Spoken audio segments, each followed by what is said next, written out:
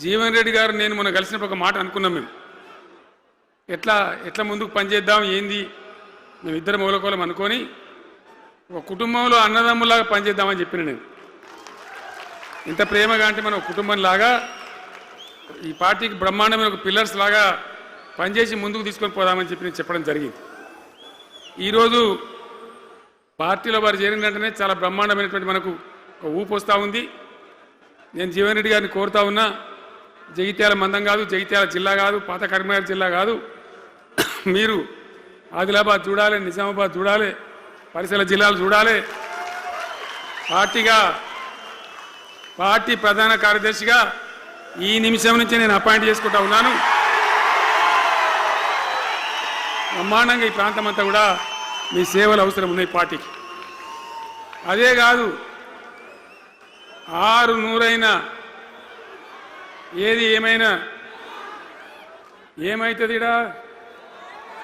100% మళ్ళా BRS government వస్తుంది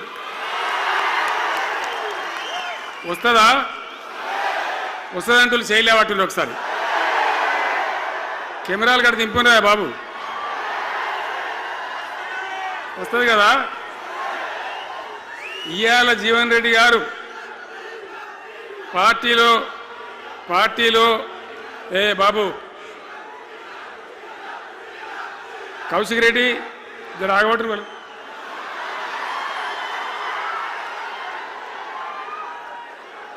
పార్టీలో పనిచేసి